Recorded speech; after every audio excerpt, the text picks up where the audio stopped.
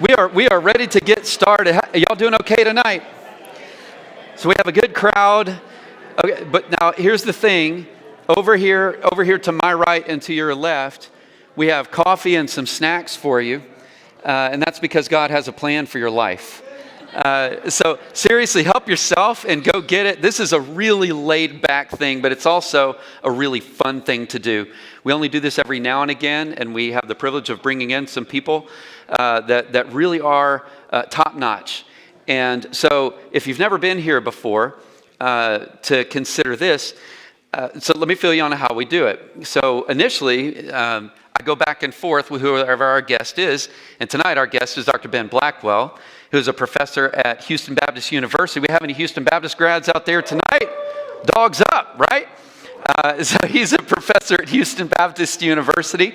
The topic for tonight is miracles, and that seems to be an appropriate topic for a church, right?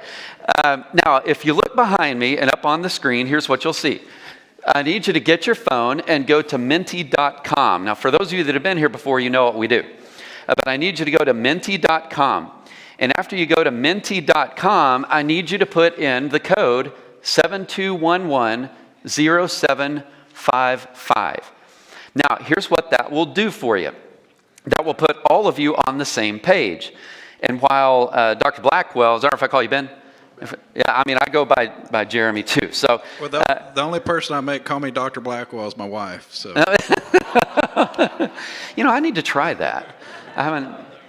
So, all right, I got a couple over here to the left. So this will put us on the same page. Now, if you have a question, anytime Ben and I are going back and forth, you feel free to ask a question. And he and I will go back and forth for a while, and then we're just going to go to you. And what this does is it gives you a chance to ask a question that may be something that you've always wanted to ask, related to tonight's topic at least, is the issue of miracles. All right, so are we all on the same page? Menti.com, enter that in. I look forward to some great questions. By the way, in the past, there's been no lack of questions. And so that's a good thing. But we want it to be a really laid back night, a great experience for all of us, but also just to take seriously what we're talking about too. All right, so how many of you are ready to start? Now, the good news is, even if you are online, you can go to menti.com, enter in the code, and ask a question as well. So we're glad that you're with us too. And I'm going to flip this up here, and we're just going to get started. All right, are you ready? Good. All right, let's go for it. When it comes to the issue of miracles, there's a real discussion on what actually makes something qualify as a miracle. Versus, for example, something that's just, it's natural, but it's weird, kind of a weird phenomenon. So just for starters, could you give us some thoughts on how we should understand the idea of a miracle, what a miracle actually is? Or is it a violation of the laws of nature, or what? Yeah, that's what I was going to go. That's a traditional kind of way to describe it, as a violation of the laws of nature. And I think there's a couple of, David Hume, he's a philosopher that a couple hundred years ago that came up with that definition. And I don't find it as helpful in this sense of, like, when God does something, that it's not violating something, in that sense, to where God created nature, and actually sin in a way is a violation of the laws of nature. And so when God acts, he's making nature run the way he intended it to in the first place. Maybe a better way, William Lane Craig is a philosopher, a Christian philosopher that I read a little bit, and he uses the language of an event that's not explainable through natural causes. And so that means that there's some other supernatural cause, even though that language is a little bit, once you use nature and supernature, there's a kind of dualism in that makes these things not seem to work together. And I think the way that the Bible presents the world and creation is that God is constantly working through creation, even through natural processes. And so in that sense, I don't want to say that God doing saving acts is somehow fundamentally different than his creative act and providence as he runs the world. Yeah, so we kind of have this idea that if we're not careful, that God creates everything and then just kind of sets it off Yeah. to run in its own course of action. And then every now and again, he kind of dips his hand in and goes, I'm gonna mess with this right here. And it seems you're pulling away from that idea a little bit. Yeah, that's right. I think, I mean, it's these are hard things about God's providence. How do we describe it in a way that doesn't make us just robots? Just God forcing us in a marionette. Where He's doing the puppets with us, but also in the sense to where God is God, right? He's sovereign, and He's the one who created this world. And so it's His prerogative on how He engages us and how He has the world run. Yeah.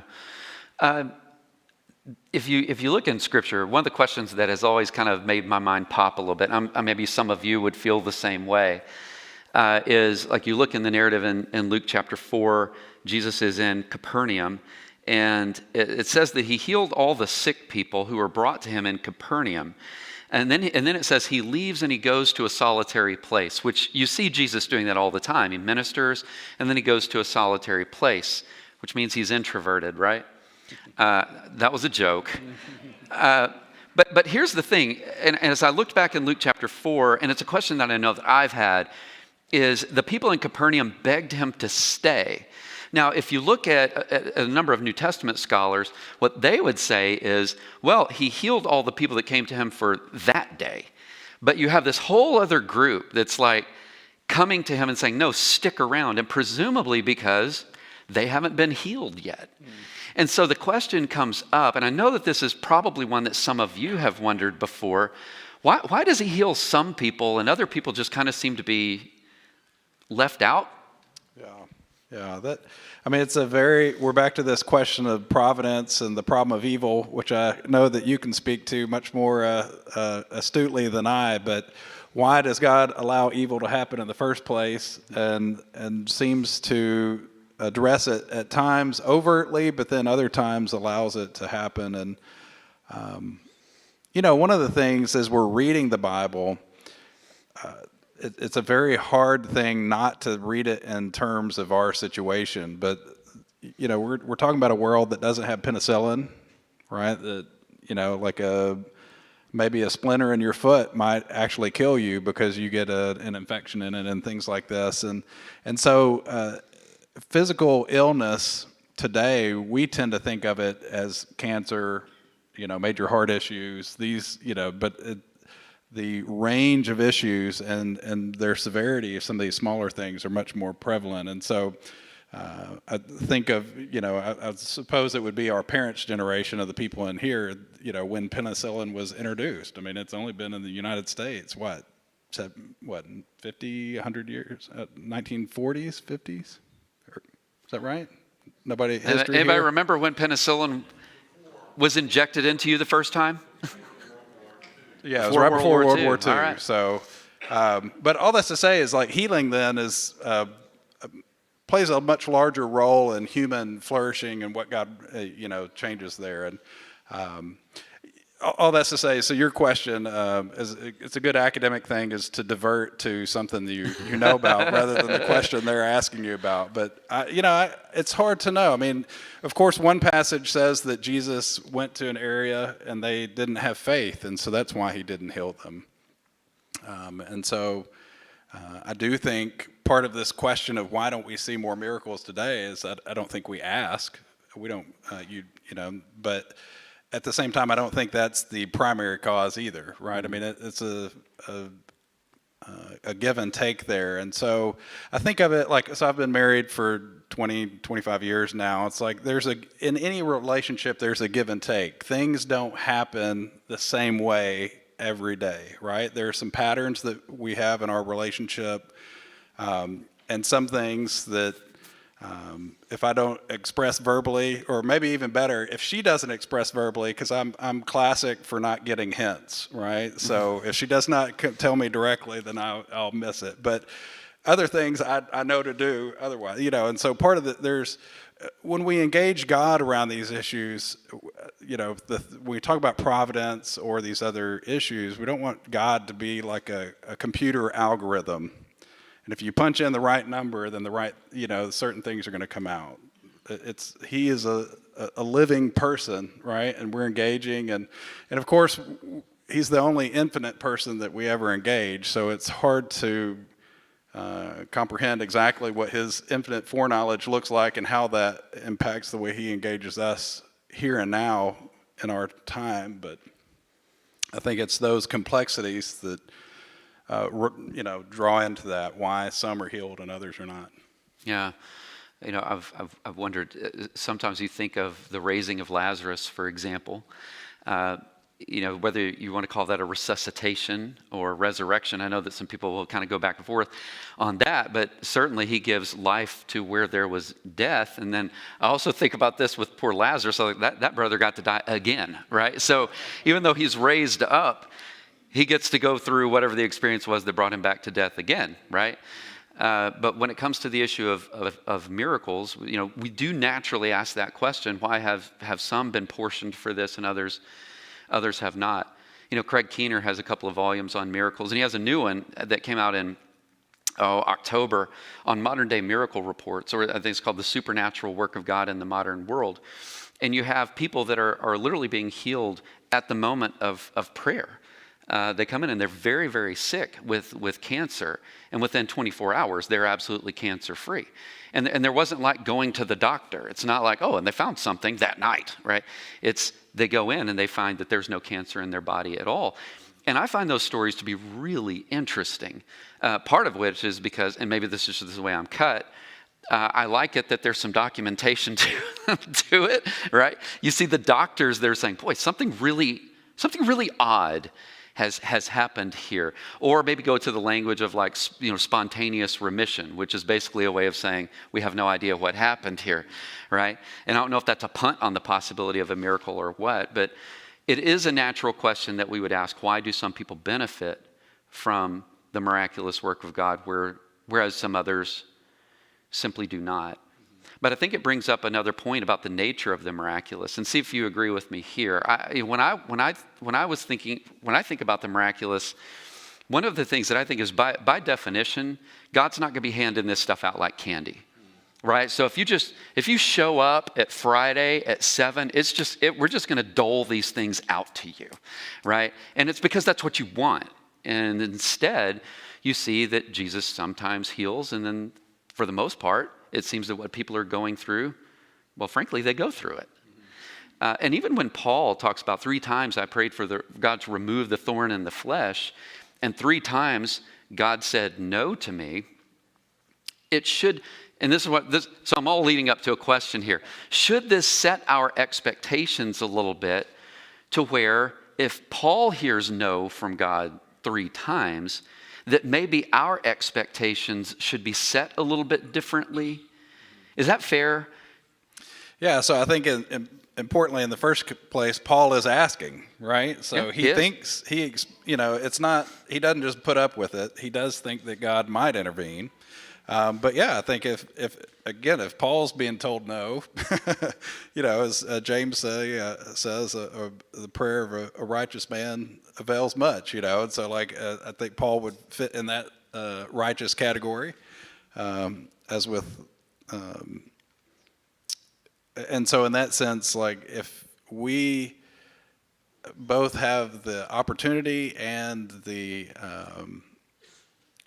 but the reality that God, doesn't always answer.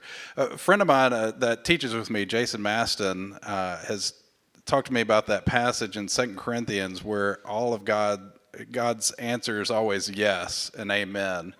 And the way Jason talked to me about it recently, and I haven't thought about this way, is that whatever we're praying for, God answers with the best answer.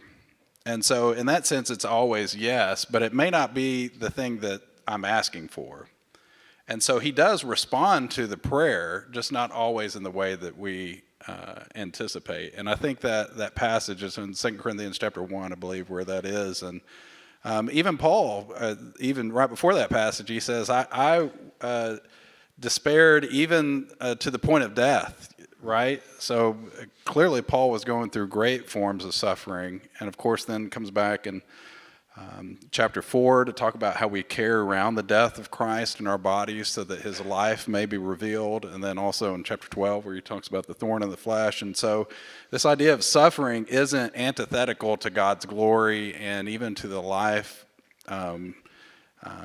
transforming us, but even transforming those around us as we suffer with and for them and alongside them. Yeah.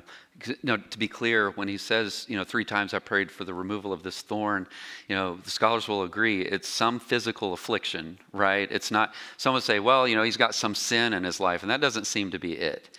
There's some sort of physical affliction, and maybe, some would suggest malaria or visual issues, epilepsy. You're probably aware of all that.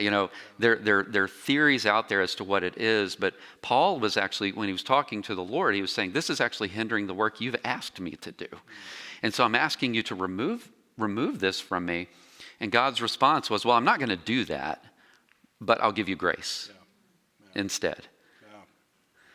Yeah, I think that's right. And part of it, I think so much about the New Testament, even coming out of the Old Testament, well, just think of the prophetic literature in the Old Testament. So much of what the prophets are doing is their focus is on the immediate suffering. So Daniel, for instance, he's trying to live faithfully for God in the midst of a pagan setting. And so what is Daniel? God is giving Daniel this heavenly view on the world below. And this is the word apocalypse is where we get this. It's a revelation is what the word apocalypse means. It doesn't mean radical destruction that we think about apocalyptic. The word apocalypse means a revelation. And so what is it? Daniel can only see this limited amount of suffering and trouble down here, and God gives him this heavenly view to see that history, even in the midst of that suffering, God is still active. And so even some of the progression in history that God is in his providence allowing to take place, even if suffering is a part of that. But ultimately, he wins in the end. And so as we go through this, and particularly with Paul, more specifically, is he has this bit of suffering here and now. And so that's what his focus is on, right? That's what one thing suffering does, is kind of narrow our focus on this particular issue. And so with that, God is calling him up to the kind of this heavenly view. Is like there's a greater time frame here, and that my glory and your flourishing is the ultimate goal in the end, and my grace will carry you through this. And so you have to walk through that difficult time, but there is hope at the end of the story as well. That's not the only thing, right? It's not just grace for this moment, but it's the whole scope of God's work in history. Yeah. When you read the Bible, you do see some pretty amazing miracle reports, right? So while a lot of the narrative, you just see what's happening in people's day, what's going on, enemies that are working against them and so forth, you do see some things like Exodus 14 and the parting of the Red Sea, right? And I know that some people wonder whether or not something like that actually happened. Or maybe a different question was, how could we know something like that has actually happened? You have any thoughts on, because on the one hand, you would say, well, it's recorded in the Bible, right? The Bible is a historical book, and I think that's fair to say. But for somebody that's a little bit more skeptically minded, well, what else do you got? Yeah. So any thoughts on that? Yeah, it's an interesting, that particular miracle, it says that a great wind blew up. And so it's one of these things that, even taking a step back, my youth minister in high school used to joke that, look, even if the sea didn't part, the miracle was that all these Egyptians drowned in the ankle, depth water. That's so right. One way or another, something happened there, right, for God to help his people get away. But the text is pretty clear that there was dry land there, right? Or they walked on it as if it was dry land. And so you see similar thing when Joshua was going into the land of Israel and the Jordan stops, right? And then they go there as well. And so you have these descriptions that are pretty evident, I suppose, in that sense. They're not as kind of debatable about what the text is trying to say. But the interesting thing about with the sea parting in Exodus 14 is that God using this wind to do it. And so there's interesting ways that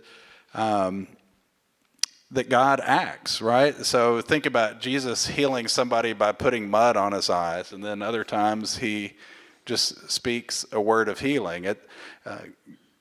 We're not back to the algorithm that if you type in the right thing every time, it's going to spit out the exact same answer. That God acts in different ways. It's hard to know. These Old Testament ones. Back to your main question about the veracity of that, or what did it look like, or how do we get back into that world? For me, the question about any specific miracle is hard for me to. I guess in some ways I have a more, I don't know, naive faith is the right term, but once you settle the larger question of can God act in the world, or first, does God exist? And if he is a person, does he have agency, or can he cause things to happen? And once you settle that question, the various forms that it come out, whether it's this healing, whether it's the crossing, they're all equally, I think, improbable. I mean, that's one of the things that makes a miracle. It's like you don't expect it up front. And so I heard somebody talking, I think this was a great analogy about miracles. It's like winning the lottery. My first degree is in accounting, so if that maybe helps you why I'm boring up here, I don't know. But, the difference between an extroverted accountant and an introverted one, right? The extroverted accountant looks at the other person's shoes instead of their own in the conversation. A lottery is basically a tax on those bad at math. So the likelihood you spending this dollar and you getting return on that dollar is almost 99% that you will lose your money, right? And so the probability of you winning the lottery is very low. And that's what a miracle is. It's improbable. And so you shouldn't, by and large, that's what makes it a miracle, is you don't expect it, and we probably shouldn't expect it to happen. But if you have actually picked the right lottery numbers, the probability of that single event actually raises to 1, right? Or 100% that it's a realistic event.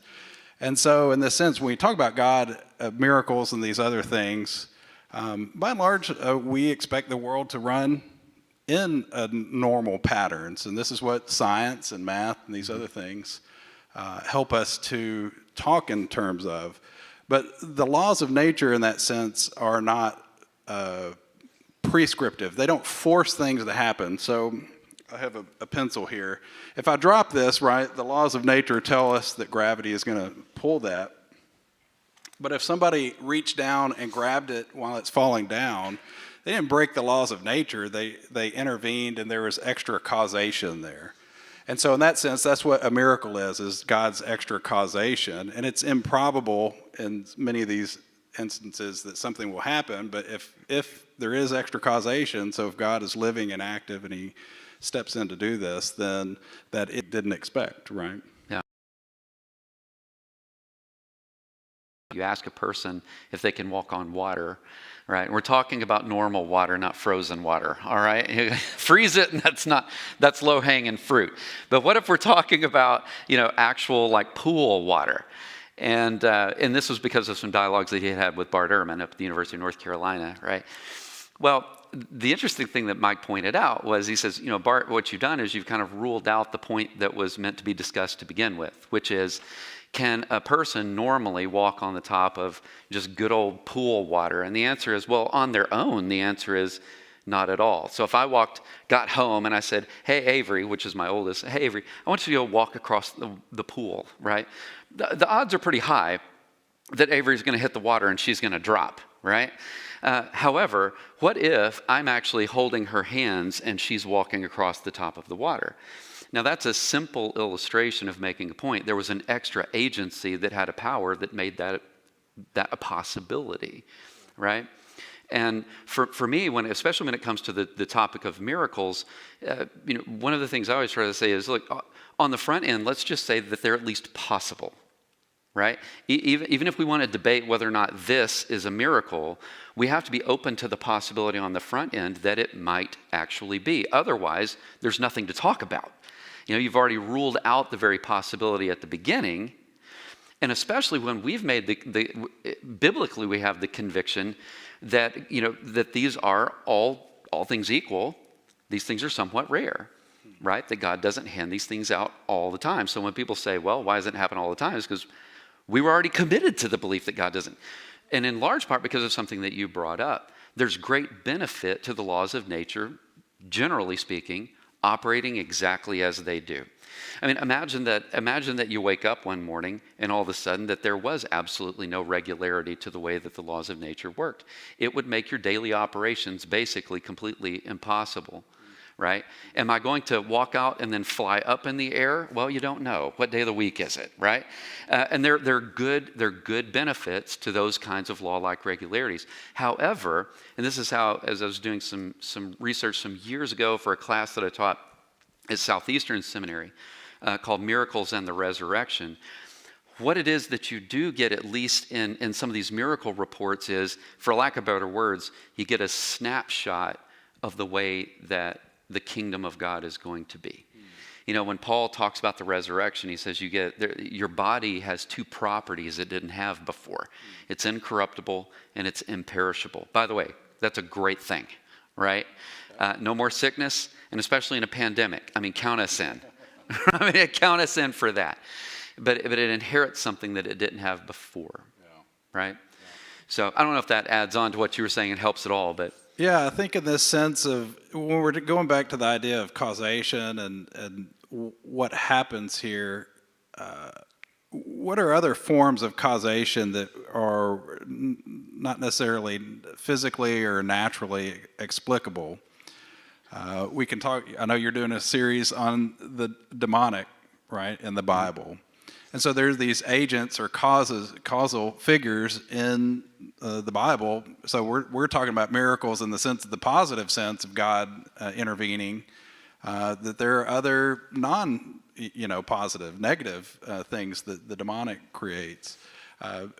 So again, though, that presumes that you have a strong view of other supernatural events there. But even other things of like the soul.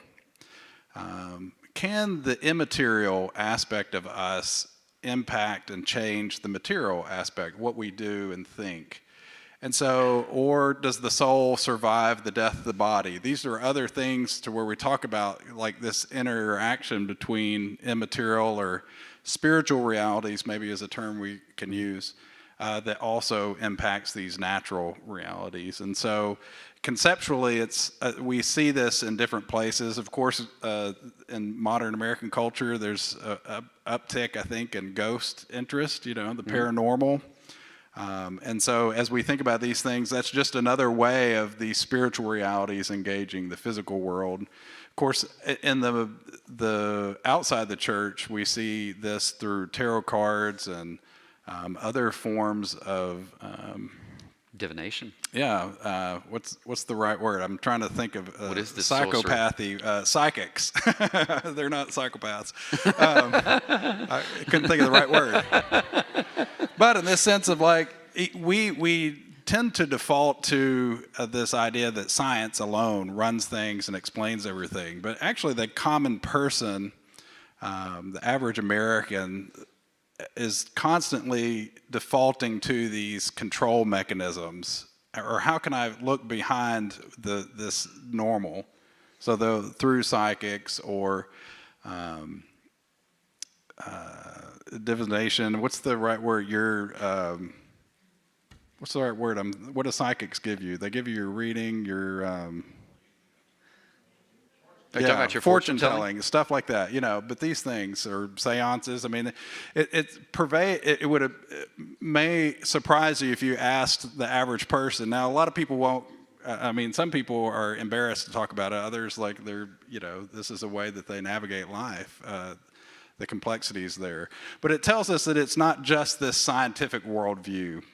I think that is the default. The scientific is the default. So I'll give you an example here. I teach the New Testament full of miracles. I fundamentally believe in miracles. I was telling Jeremy, I'm a one-handed charismatic. So I don't raise both hands at the same time. I only raise one. Yeah, keep that in check, man. Yes. So our theology professor calls me a charismatic with my seatbelt on, but well, you are an accountant. yes, that's right. So in that sense, so about 4 years ago, I came down with this brain condition, and we didn't know what it was. It presented initially with this really bad neck and shoulder pain, and so couldn't sleep except sitting up in a armchair, and so but anything that would move my neck gave me this really bad pain. So eventually, with muscle relaxers, it took about a month. Got beyond that, but then I got double vision and had these other physical symptoms. And so about 3 weeks into this, my wife took me out of the house because I'd been kind of homebound at the initial part of it, and I ran into one of the pastors at my church, and he, that kind of word hadn't gotten out about this problem yet, and so he's asking, how I'm doing and stuff, and I was like, yeah, I've got all these problems, and he's like, so we're in a Minuti, which is just a coffee shop, and he's like, well, we need to stop and pray right here, and it was like, oh yeah, this isn't just a physical cause and effect, right? That there are spiritual realities in this. And I wasn't healed then. It took another several months before I was diagnosed, and it was through medication that addressed the issue. It was excess cerebral spinal fluid that was fluid pressure that was causing the problems. But ultimately, it's one of those things that I had to have a conversion of my imagination. Like, I lived according just to this, it's like everything I do is about teaching the Bible and the supernatural and God's active and bringing salvation to lost people. And yet when the problem hit me, I reverted back to just the worldview that I'd been trained in, is that there's material cause and effects for material issues. And so my pastor, one, not just offering to pray for me, but like, let's pray for you right now because we believe God actually is living and active. It was like, oh yeah, I should have already known that, but I'd been living in this different way. And so it's this constant reminder that even us in the church have to be reminded of this over and over again, that God is living and active.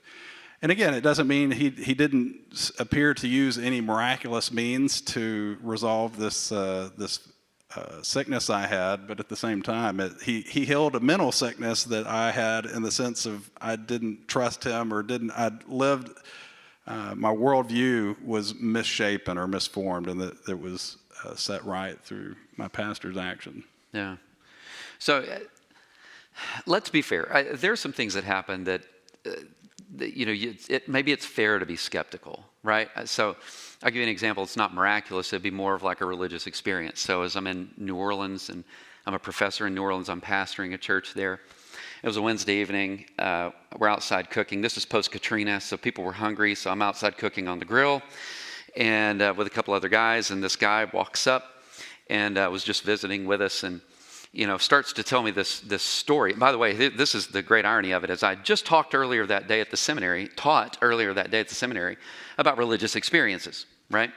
And one of my students is actually there with me at the time. So this guy walks up and starts to give this pretty amazing story about he and his brother having a drug addiction, and that he saw his brother in the home literally just kind of levitate up off of the floor, and that God had said to him, that this is not what I created you for, and this will stop, right?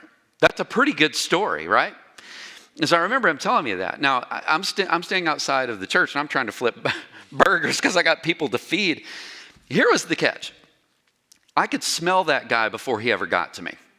You know what I mean? I mean, there was so much alcohol on him that I could smell him a block away before he ever got to me. And I give this as an example, because my seminary student was with me. We finished, we feed, the night's over with and whatnot, and I look over at the seminary student, and I said, okay, we just talked about this earlier in the day. Do you believe what that guy was saying to you when he came up and gave this report of the supernatural activity of God in his brother's life, literally picking him up off the floor and whatnot? And he said, I'm going to say, no, I don't. Now, that's not an admission on my seminary student's part that God doesn't ever act. It's that there were some things that he was aware of in the life of the person that made the report of what he was giving maybe a little less than reliable. Is that fair? So here's the question. When would you say, kind of going back to the point of miracles, and David Hume does get into this, but when are we okay to be skeptical about it? Yeah. Versus when are we just being a pill? You know what I mean? Nothing would actually ever convince me anyway. It doesn't matter. There's probably always something there that, as long as I've got a question, it's just not good enough. I mean, do you get the idea? Yeah, when is skepticism about these things fair, and when are we just being unfair? So let me take the idea of skepticism in a way is not always bad, but it actually is the Christian faith that has led us to this. So in the sense of taking a step back to this larger kind of historical view, when the advent of modern science has been driven by Christians by and large. And so, of course, we think in the last 100 years and things, and of course, many in the last 100 years have been Christians, but the advent of modern universities goes back 1,000 years. And the advent of kind of Western science arose out of Christianity. And the reason that Christianity led to and pursued science is the fact that we believe in one God. And if you believe in multiple gods, then events that happen can always be attributed to, well, maybe that God does something different over there, or Apollo is doing this to me, but Diana is doing that, right? Or, you think of the various Percy Jackson books that your kids or your grandkids have read here, but in this sense of so it's you used the language of chaos before. It's a version of chaos. You never know exactly what to expect in these situations. Whereas Christians were the ones that were like, no, there's one God. And so we expect him to have created one world that it acts consistently. And so in this sense, Christians sometimes, I think, get this idea, say in the last 100 years or so, that we're against science. And so that there's, and I'm abstracting this from kind of the modern political debates about science and vaccine, all that kind of stuff, right? I'm talking about the grand scope of Christians are against evolution or these other forms, right? It became competitive that science says something different than Christianity. And in reality, Christians were the ones who helped bring in the advent of science because we believed in this regular world. And so in this sense, then, when we come to the question about miracles, it's not an anti-faith thing to then think in terms of normal, regular practice that we would talk about science providing us then. And now there can be skepticism, right? I mean, that passage again where it says Jesus went into that village and they didn't have faith, right? There's a difference, I think, between a critical spirit. I was talking to one of my students did student outreach at Rice for 10 years. And of course, they're a very academic setting. And he said it's one of the important things to do when you're working with students in that situation is what's a critical question and what's an open question, right? Some people ask a question and they're not going to listen to any answer, right? It's just there to tear you down or to kind of dismantle your authority. And then others are asking well, did this really happen? Is that true? What does it look like if it's true? And so it's kind of the same question maybe we can think about coming out of the Christmas season when John, the Baptist dad, Zechariah asked, how's this going to happen, right? And so he gets struck mute because he didn't really have faith, right? It was a critical question. Whereas when Mary asked, how's this going to happen? She's just asking, it's more an open question in there. I think that difference. And so in that sense, I don't have any hesitation. Maybe the difference of why I'm not a two-handed charismatic is because I am a bit skeptical of some of the things I see, the excesses there. But at the same time, I also believe, things really happen. And so part of that is that testing, that weighing. But in the larger scope is that because we believe in one God, and so actually just the scientific process is not something antithetical to my faith, but actually something built on top of that in the first place. Yeah. All right, so I'm going to ask one more question, and then now before I do that, have y'all been asking questions? I have not looked yet. Yeah? All right. Then let me look at the time. All right, I'll skip me. And we'll go to you people. Does that sound good? Let me see. Here's a question. Have either of you experienced something that you would consider to be a miracle? Yeah, so in that sense, I have been, so I'll give a personal experience, a closer one, and then one that's one step removed.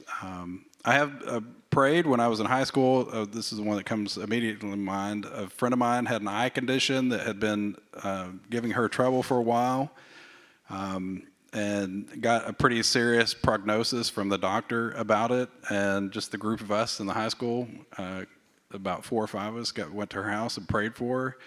And within 2 days, it was totally gone. And I had somebody in my church. She had a cracked vertebrae, and so had a clear X-ray of it. They were going to do back surgery on her, and they wanted to do an MRI the day before that they did the surgery to kind of have the full view around it. And of course, the church had been praying for her, and nothing when she went for the MRI. And so clear kind of evidence before and after. And then a third one here that's a little bit further removed, but at HBU, we look like Houston. So Houston's very diverse, right? People move in.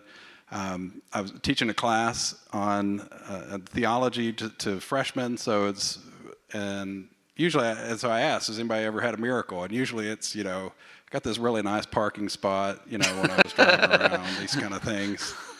And this young lady on the front row says, well, I'm from the Sudan, and these people came in and they murdered most of my village, and a guy came, we were hiding in the hut, my sister and I, and they're literally raping and killing the whole village. He walks in to us, and we're just praying that God would save us, and he looks us directly in the eye, he laughs, and then he walks out. And I'm standing here now because and it's like there's no reason why he shouldn't have done horrible things to them. And of course that shut down. Nobody said anything else because it's like, how do you follow that up with our kind of meager things? But it's like, no, that of course you can't explain. It could be that for any reason, right? But I have no hesitation calling that an act of God to protect them. All right, now hold on a second. So, just by a show of hands, how many of you here would say that you have experienced something you would call a miracle? Can I see your hands? Okay, that's interesting. All right, good. Yeah, thanks. What about you? I don't know that because they asked y'all, right? What experiences? Oh, that's right. Okay, yeah, I'll give you one. Now, this goes back some time. Wendy and I were very, very newly dating. And when I say very newly, I mean very newly dating. And we found that there was that I had a tumor.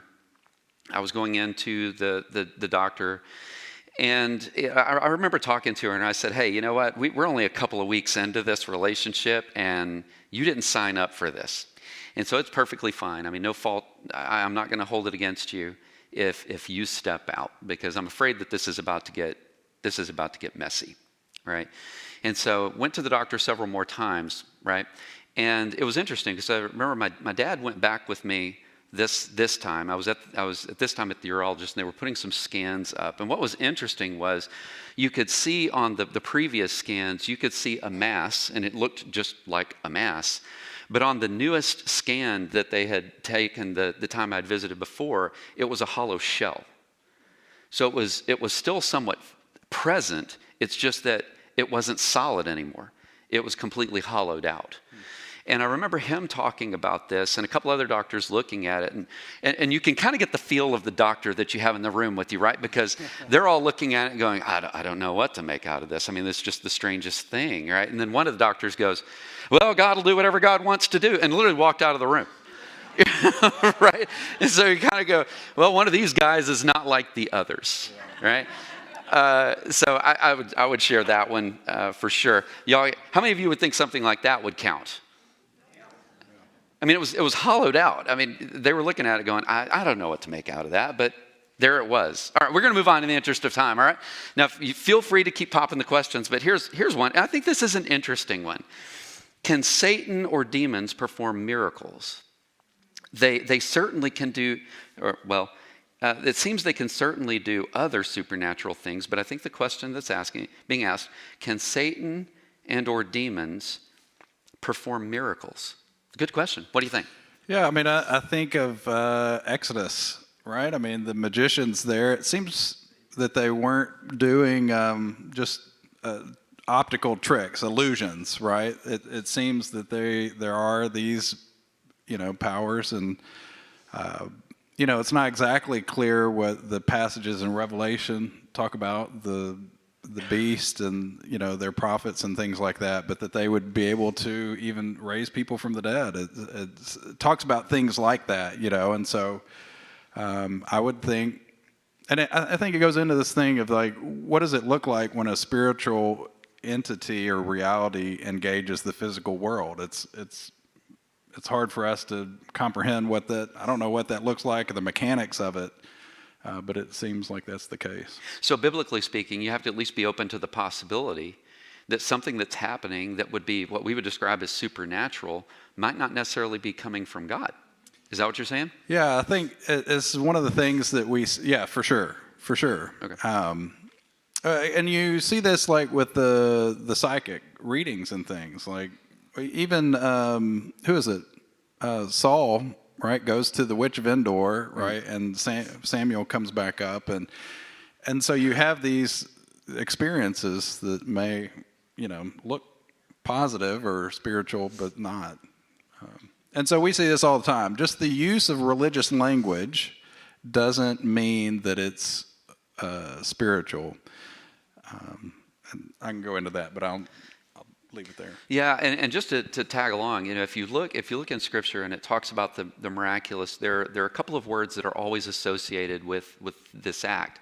It's a sign, signs and wonder and power. Those are the words that always kind of come up. It's a sign of something. It's going to evoke something from you. I mean, like your eyes are going to go, whoa. I mean, and it's a demonstration of tremendous power. So if you see a man with a withered arm and all of a sudden his arm is not withered and it's operating, probably you're going to have a reaction to that. Is that fair? So those are the words that are there. Here's the catch: is in the same vein, when there are acts that are not divine but are of other beings, the same words are actually used. It is a demonstration of tremendous power that is going to evoke a response from you, but it didn't come from an agent of God. Yeah. Now, some have then wondered, so why is that stuff happening, right? I mean, why doesn't God, for example, have the monopoly on it, and then there's no confusion here, and that'd be great, right? But the problem is it's there. But if you look at whether we're talking about Satan or other demons, part of this is they're counterfeiters. Does that seem fair? To kind of pull attention away from what is the real, because anything that they've got, their power, their knowledge, whatever, is derivative. It's given, right? It's not to their nature, so to speak. It is given to them, but it is a way to manipulate and to turn the eye. Does that seem fair? Yeah. All right, good. It's hard. I can say it's one of these things like I affirm because the Bible talks about it. I don't know that I understand how it works, but it's a form of faith, though, I think, in that sense of like your worldview I'm constantly had to reinform and let the Bible shape my worldview and not just, modern science and things. Yeah. And again, not that you're against science, right? but just being open to the possibility. Yeah, in that sense, I think science, my son is getting a degree in physics and about to, just got accepted into a PhD program in quantum physics, and there's things, that he's exploring in science, it's great, that they're able to do, but it doesn't explain everything, right? So I don't have to deny its explanatory power for what it can address. I just don't want it to, or limit to what it speaks about everything. Right. They're more than. Yeah, fair enough. All right. So the next question is this. Jesus often speaks to an individual's faith, making them well or healing them when he performed a healing miracle. If we don't expect a miracle when we pray, how is that faith component impacted? So two things here. One, God cares not just about saving our souls. That there's about 1/3 of the miracles in Mark's gospel, or 1/3 of the gospel, are devoted to healings and other miracles. And so I think it goes into the sense that God created us to have physical bodies. So let me just set this out because it's not the direct question, but God created us here on earth, right? He didn't make a mistake when he did that, and that pulling us up to heaven, our souls just flying to heaven one day, is him fixing the problem of us having bodies.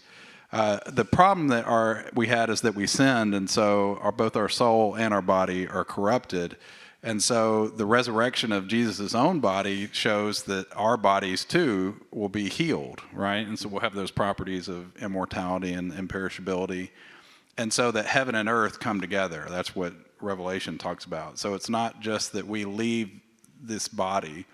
And so in that sense, being saved or being healed go hand in hand, because that initial point of healing here is a window to that true healing of our physical bodies that will happen when we're raised from the dead.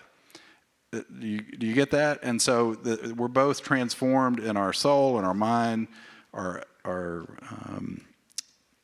consciousness, or as you want to talk about it, as well as the physical aspect. And both of those happen partially, right? But it's assured, as Paul says, if you have the Spirit now, you can have the hope that it will happen fully later. And so in that sense, the nature of the question there was with the nature of faith. If you don't have the full faith, well, in that sense, I think as when Jesus talks to the not the Pharisee, the synagogue ruler, and he says, if you can save me. And he says, well, and he's like, well, I believe, but help my unbelief, right? And so for us, faith is always, it's never a certain fact, or we would just call it knowledge, right? There's a gap in our understanding of reality. And so that's what faith is. Faith is us, it's not believing against the evidence, but it's also without full evidence. I don't know if that makes sense. So we've seen God act, and so we see this evidence, but when it comes to this moment in time, there's a gap there between what we know God can do, or we think that we want him to do, and what's here, right? And so, but we may not fully believe or understand. I mean, the part of that is why we teach theology, right? Because if we don't know the right things, then we wouldn't even know what to believe in. And so our faith is always partial. But that doesn't mean that it doesn't exist. So in the same way that I love my wife, right? I could always love my wife more, and as the longer we're married, I get to know her better. And the things I can engage her more deeply. But those early relationships, they're authentic actions, even if they're not as deep in that sense. And so I think faith works that way. You can have a true, authentic faith that can also be deepened. Mm-hmm. Yeah, it's good. All right. I think we have time for one more unless another one pops in. But here we go. Y'all ready? One person said, I feel like I experience miracles often. Y'all started this talk, I'm going to blame you. Y'all started this talk saying it's actually rare. Is there a danger in believing God is behind all the daily miracles I feel God is behind?